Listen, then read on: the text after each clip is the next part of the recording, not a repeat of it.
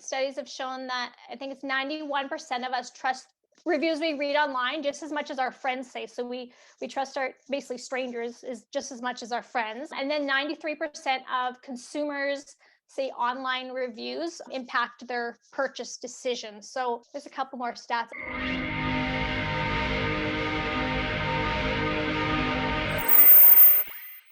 Welcome to the Holistic Nutrition Hub podcast. I'm here with Miranda Barrett, a former sports journalist turned copywriter who works with purpose-driven entrepreneurs who are ready to stand out and grow their business.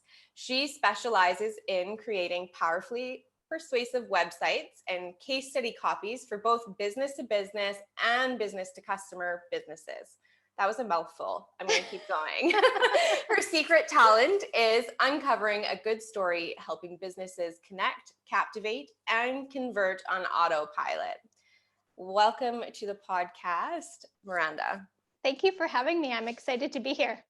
Yeah, thanks for coming on. I'm really excited about our conversation because copywriting is a subject that comes up very often in any entrepreneur's life, really, but in a nutritionist's life, in a personal trainer's life, whoever.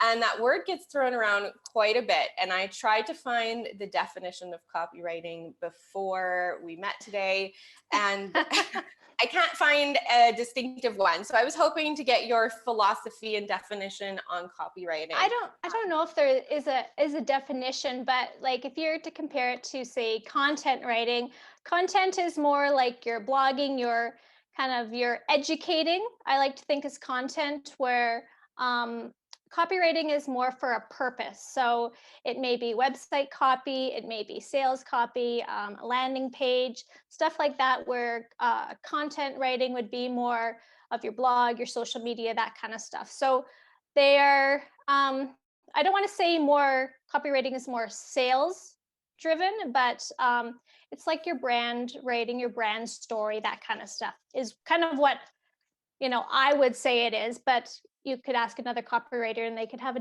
different answer. So would you say it's fair to say that, content writing is on your blog, social media, and then your brand story is really copywriting on your website for your site? So, and like I do specialize in the web copy and in the case studies. So that's more the copywriting.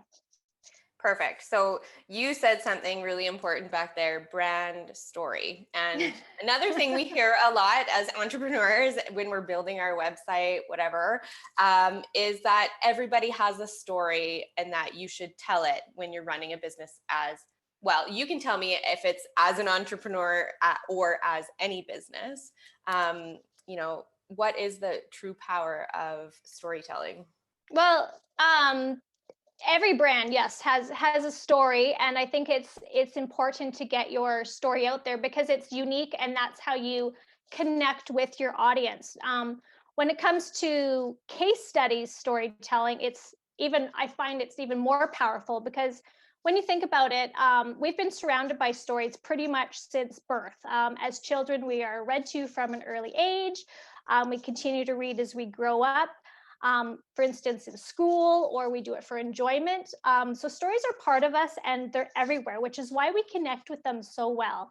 So when you break it down, when you say use a case study or a customer success story in your business, they're powerful assets because they help your audience connect to your business or your product or your service, and makes it, helps the reader be engaged and makes it more relatable. So basically, storytelling in when it comes to, say, case studies, is it shows how real life customers overcame a problem or conflict in their life by using your product or service.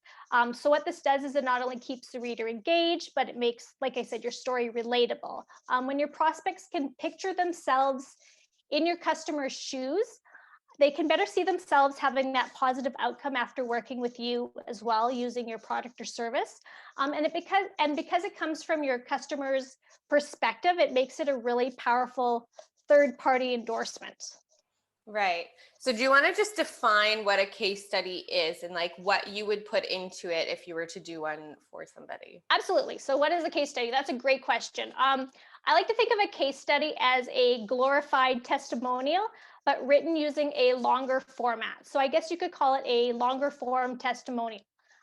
Typically, case studies run between 500 and 800 words in length, and they're told using the story format. So the beginning, middle, and end, or in this case, a problem, solution, transformation format. Case studies are referred to as, like I said, customer success stories, customer reviews, or even testimonials. But they, like I said, they're written with a lot more detail than just your average testimonial.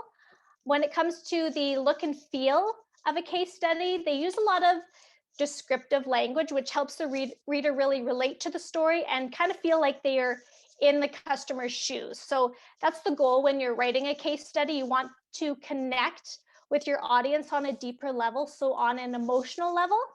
Oftentimes you'll see case studies done up in a PDF format using the business's logo, their color scheme, and then of course images of the customer, which is the hero in the story, as well as any industry photos that may be relevant to the topic and content. So in a nutshell, I'd say that's kind of what a case study is, but like we said, it's all about storytelling. I'm going to throw in a trick question. You ready?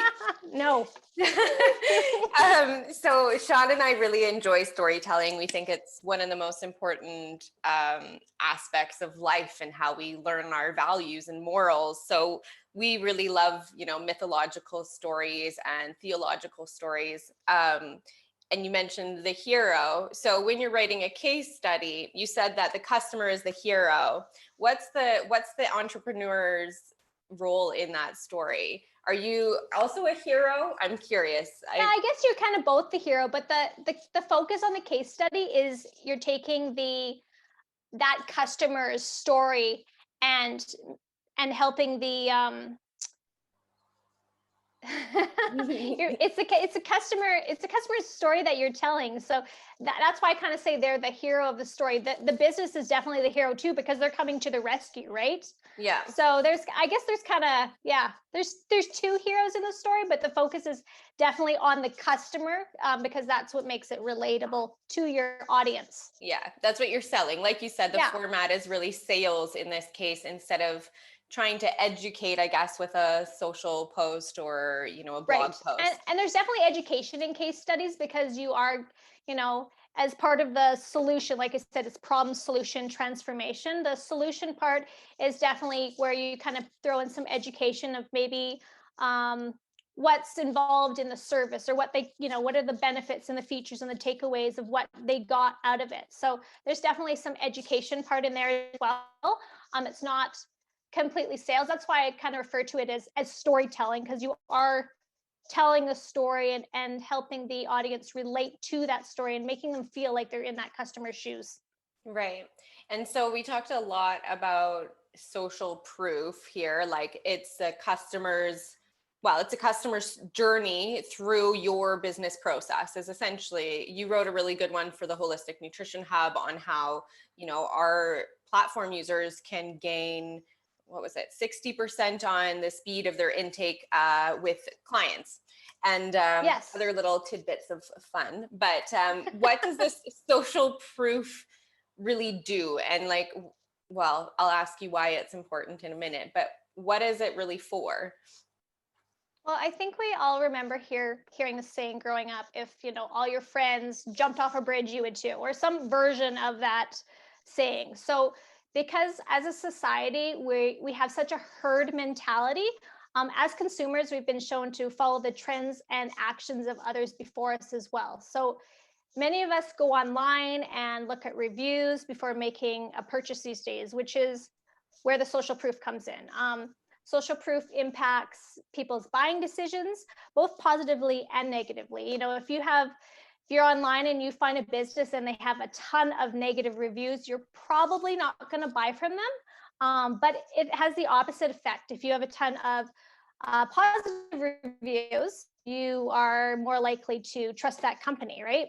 So those testimonials and success stories and customer reviews really help as consumers us make more informed buying decisions, which is why we depend on them so much. So When it comes to something like a cold audience, social proof really warms them up just by them hearing stories about customers like them. So it shows your prospects the value of your product or service without you, the business, having to try to convince them of it.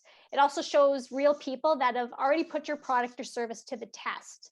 I think I mentioned in a blog post recently that there's an interesting study that was done by B2B marketing that said that 94% of consumers went online to scope out other customer reviews before even making like their final purchase decision. So when you think about it, that's a huge number right there. That just goes to show how important other people's opinions are, even if they're strangers. And I know for myself, I go online and I check out reviews all the time before I make it a purchase, but especially if it's a business or a product that I don't have any experience with. Do you find you do the same? Well, I was thinking of a story actually, and I know this, percentage, 94% check reviews online. And if you're an online practitioner, it's super important to have these reviews. But little is known about the fact, well, I try and tell people a lot that I actually used to sell cars for a living. And, funny, right? I never knew. 8 months pregnant, waddling around selling cars. But it's really taught me a lot about the sales process, but also I was working in the internet department. And so we would have people check prices at 3 or 4 dealerships. Yep. And then come in with the flyers and see if they could wiggle the price down. And then they go to another dealership, see if they could wiggle the price down. And I always found that because we were able to give those really good reviews from other customers, we often were able to obviously match the price, but also give them that kind of, we were able to sell them on the story and on the personality and the brand and all of those things before Right. go to somebody else. And so I think that's really taught me how important it is to tell people, tell your story, share the work that you do, because if you're not sharing it, like what's the point? People are all people know, right? Yeah, people are all shy about the knowledge that they have, and we all have imposter syndrome when we first, start working in the nutrition field and as an entrepreneur. And it's the story is the captivating part. So that is why it's important, And it makes us relatable, right? Like when you're in the nutrition business, it makes you relatable to your clients. If you suffered with the same, let's say celiac disease, right? If you've gone through it, then you can connect better with somebody that, say, has no idea and just, read all the textbooks and doesn't really have a story behind them and why they got into it and whatnot, right? Exactly. Relatable, but also showing them that, you've gone through the process of kind of testing the solution, not only on a customer, but most likely on yourself. Your story is most likely what led you to being a holistic nutritionist in the first place. Right. And there's thousands, millions of people out there like that in the world. So sharing that, I think, is very, very valuable. So how else I kind of just touched on why it would be resourceful for a sales team. Do you have something to add to that? Yeah, absolutely. Yeah. Like case studies are so important for a sales team. And maybe if you're a solopreneur, you are the sales team, right? Yeah. So they come in really handy for, say, a discovery call with a potential client, because they really help create that trust and credibility, which in turn increases your customers' confidence in your business. So it's important not to leave it to your customer to figure out the value of your product or service, but instead show them people that they can relate to, and then take them on that journey. And that journey, of course, is done through the storytelling. So depending on what you're selling, you may have a few different case studies that you can pull from, highlighting the various problems your prospects might have. Maybe you run, let's say you run 2 different nutrition programs, and one's for new mothers and one's for women that are 50 plus. Well, your new mothers aren't necessarily going to be able to relate to your program designed for your older patients. So having case studies that you can pull from that most resemble the problem that they're facing or where they are in their life makes it more relatable, which allows them to envision themselves with a positive outcome as well after working with you. So, but if you only have one main product or service, even having like one or two case studies ready to go in your marketing toolbox is probably definitely enough. But yeah, if you have a whole bunch of different services or programs, having some in each, just it makes it relatable, right? Right, for sure. So the other benefit of having a case study is that it works really well as an evergreen post on your website. Now, I know most people are like, evergreen is a type of tree. How does it get on my It is.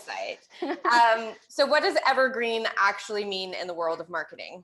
So when it comes to marketing, when you talk about being evergreen, it just means that it can be used multiple times, whether it's during the sales process or on repeat with different prospects along the way. So it can be used over and over again. It's not going to, it's not going to be a new blog post that say expires or, it's no longer relevant. So no matter what you're selling, customers are always going to be on the lookout for testimonials and customer reviews. Which helps them trust your business enough to give them your money. And that's ultimately what you want, why you're in business, right? You're in business to help people and to obviously get some revenue. So really, they're going to be able to sell on your behalf for years to come. And that's what evergreen means. Yeah. And I don't know if you know the answer to this. I assume because you're writing case studies and you're using words that are keywords in that person's business, it would work as a great would you suggest it as a blog post to be evergreen on there? And then it's got a good word count for SEO too. So do you try and tie these keywords in for SEO to work optimally? I don't for the actual case studies. If I'm doing a blog post for them as well, because a blog post would be written a little bit differently than a case study would be with like the headers and stuff like that. But you definitely could, and we can talk about all the different ways you can repurpose it too. But using it towards a blog post is definitely one of the ways you can repurpose it. Right. Awesome. Yeah. And I think it's a great way, like if you do put it on as a blog post, to use these keywords to help with that evergreen process, of course, too, at the top. Absolutely. Of the funnel. Yeah. And okay, so how does somebody go about choosing the best participant for this case study? Because obviously you have to have a happy customer, right? Yes, absolutely. You want somebody that's basically the example of your happiest customer. They also should have a relatable story that your audience can connect to. So they need to be willing to share their story in detail, as vulnerable as it may be. If you want someone that's going to give you more than just yes or no answers or short answers. You really want them to love your product or service so much that they can't help but talk to their friends about it, talk to their family about it. You don't have to convince them that it was the right thing for them to do or take that chance on jumping in your program. And you want them to be able to talk about how it's changed their life. You can usually find a good prospect based on maybe the testimonial that they've written or even your interactions with them when you guys work together. So, and of course, the one thing is they have to be willing to participate, because not everyone will feel comfortable enough to want to do it. Right. So you have to have almost more than one happy customer so that you have some choice. I think testimonials are a huge benefit, and I often recommend that even when people are just starting out their businesses, that they, ask friends and families to run through their program first, and then they have a viable person or two that might be willing to share their story, and they don't need to know like, oh, I was Susie's mom, but exactly. but at least have somebody who's willing to share. And I usually use it as an incentive, like, hey, I'll give you my program and work with you through it for free. And then we have this amazing testimonial for your business. And that was kind of the trade-off, is that they give you a positive review. So that kind of I'm going to ask you then, how else can you repurpose them if we have a blog post and, testimonials on your website? I actually have an ebook that outlines 16 different ways that you can repurpose them that I'll touch on at the end. But off the top of my head, some of the ways you can do is you can put them in your email marketing campaigns and your newsletters. You can add them to, say, like on your email signature, you can put a little snippet with a link back to your website to read the full case study. Like we said, we can reuse them in blog posts and even printed articles. Provide them to your sales team for presentations and pitches, which we also talked about, and then repost them on all your social media channels. So that's just a few of the different ways, and it's actually been shown that case studies have more return on investment than any other content. So that says a lot, because so many businesses put so much time and money and effort into things like blogging and social media marketing and email marketing. So it's really good to at least get some case studies in that marketing toolbox. Right. And another good reason for the repurposing is that it says, they say that it takes on average about your consumer to hear your message about 7 times before it actually sinks in and they hit that purchase or that buy button. So the more you get them out there in front of your audience, the better. Right. Do you have any more stats on like the return on investment for the case studies? Like, I know, like, if you create a case study, like how many customers, percentage wise you can hope to kind of gain or anything like that? Well, I have a few more stats. I'm not sure about the return on investment, but I know studies have shown that I think it's 91% of us trust reviews as much as like reviews we read online, just as much as our friends say. So we trust our basically strangers is just as much as our friends. And then 93% of consumers say online reviews impact their purchase decision. So there's a couple more stats that I'm not sure about the return on investment one. No, but I think it's important, and I can share another little story here that kind of just proves my point. I guess where I was going with that, for example, is when we moved to Switzerland, we had already kind of started into the Holistic Nutrition Hub and learned about, marketing and putting yourself on Google and all of those things. Mm-hmm. And when we got here, nobody has Google maybe they have Google for their business, but there's 0 reviews. So there's nothing. So when Sean moved here as a personal trainer, he was able to, obviously had to move his Google business over here and restart. But, with the reviews he had previously, he became the #1 personal trainer found in the area because of these reviews. And he's like gaining more traction each month because people are clicking on him. Right.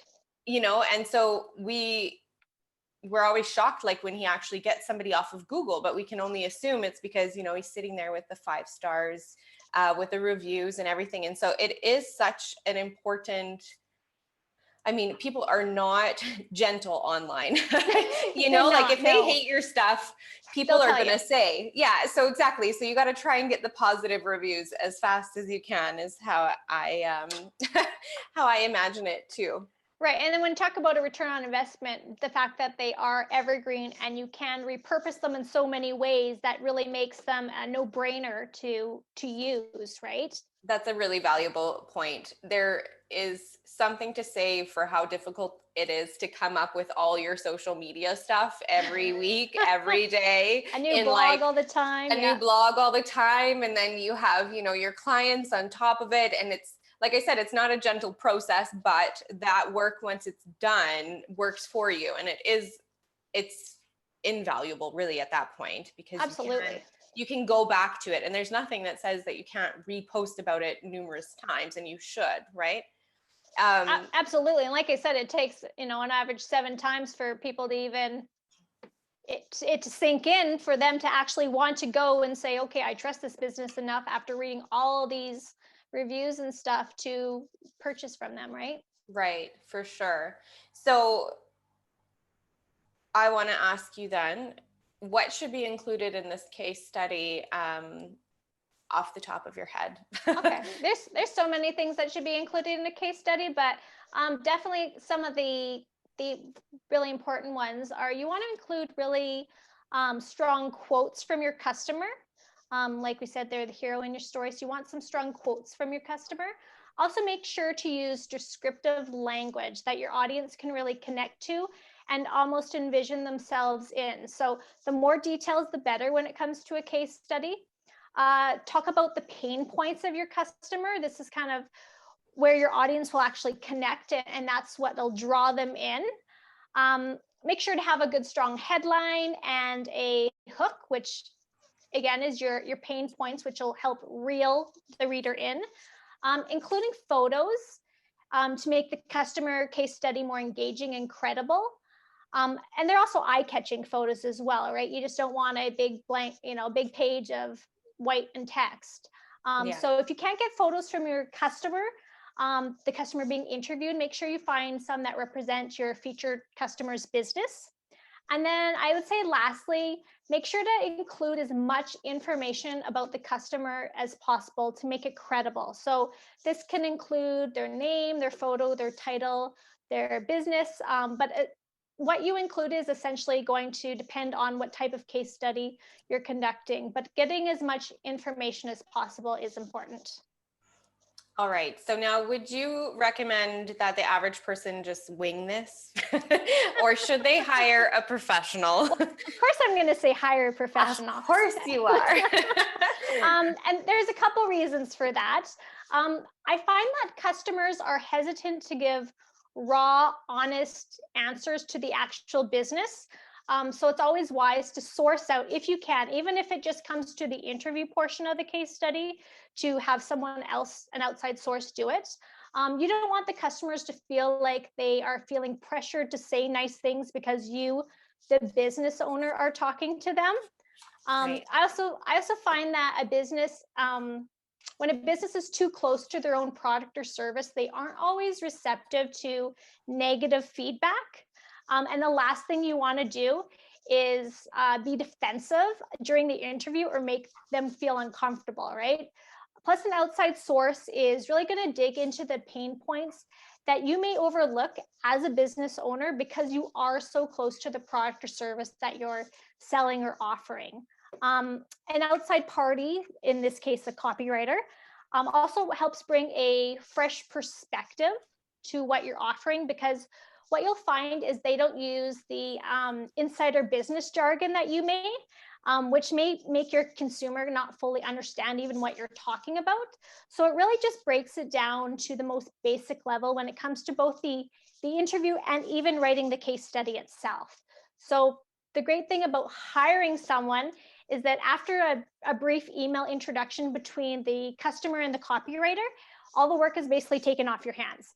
So for instance, when I am working with a client, I just ask them to do a quick email introduction between the customer and myself, and then I take it from there. So I take care of the setting up of the interview with the customer, I take care of writing all the copy, and I actually send the first draft of the case study to the customer to get their approval, because it's really important to get their approval first to make sure that I didn't misquote or misrepresent or maybe completely not hear what they're saying at all. So I get their approval, and then what the client gets back is a nicely formatted case study that they can repurpose in a variety of ways throughout their marketing plan. So it's kind of it's a no-brainer, but you definitely could, do it yourself, but there's definitely some downsides to trying to do it yourself. Yeah, well, and I think I'm going to generalize here. I think a lot of people don't realize how difficult it is to write and to make sense of what you're putting. If you got anything less than like 90% in English 12, I would recommend that you probably shouldn't be writing your copyright for your website. It is very tricky, and I'm still learning, and I love writing. But I'm a blogger. I'm not a copywriter.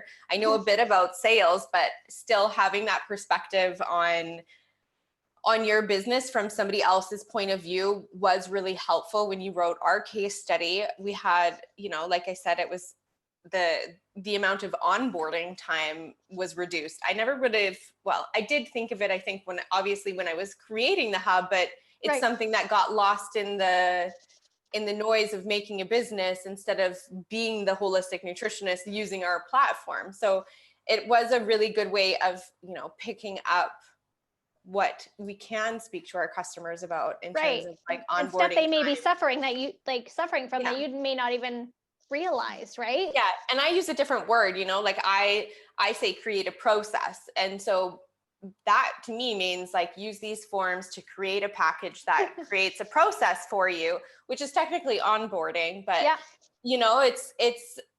it's a process. But using So, their words also, like on your website even, it helps draw in that relatable, audience, right? Like they right. using creative process, they may not be like, well, what's that? What does that mean? Yeah. And I think there's also something valuable to say, like when you are starting your business, there is a lot of things that the DIY really works for, but there's certain things that I think spending a little bit of money to invest in to really, be able to effectively sell, because that's what's ultimately going to make you money, is really important, like getting the jargon right. Like you said, that is relatable instead of just you thinking, Using well, some big words that they're like, well, what what does does that it mean, right? mean? Yeah. Yeah, exactly. So what do you have coming up in the next little while that you might want to share with our listeners? Well, I'm working on a couple things right now. The first thing I'm working on is I'm working on a free email offering, which is a testimonial gathering template package. So if your business is in the very beginning stages, or you're just getting your feet wet with clients, it's going to be a great introduction to how to successfully ask for the testimonials with a template of the kinds of questions to ask. Tips on the best place to put those testimonials, whether it's on your website, your social media, email marketing. And then tools I use to send out the testimonial ask, both free and paid versions, as well as an email template that you'll actually send to your clients for the actual testimonial ask that doesn't make you come off as sounding desperate or needy. And then how to know if those testimonials that you have gathered should be investigated further and turned into a case study. So that's what I'm currently working on. Otherwise, I know I mentioned the ebook about the 16 ways to repurpose your case studies. So if anyone's interested in that, they can simply just send me an email. My email is hello@mirandabarrett.com, and I will send it their way. And then they can start getting the most out of the case studies and testimonials they currently have. Other than that, I'm just been keeping busy with clients. Awesome. Do you have social media platforms where they can find you as well? I do. I am on both Instagram and Facebook. My handle is Copy by Miranda. I'm fairly new to Instagram. Like I just popped on Instagram within the last month and a half, I think it's been. So I'm fairly new on there. So if Instagram's your thing, come and follow me on Instagram. Otherwise, you can always check out my website at mirandabarrett.com. Awesome. Well, I really enjoyed our conversation today, and I want to say thank you so much for being here and your great work that you've done with us too. We will be having a blog post go out as well as this going out on YouTube. So be sure to stay tuned, and I will put links to all of Miranda's social media and her email address there as well. Thank you so much for having me today, Lynn.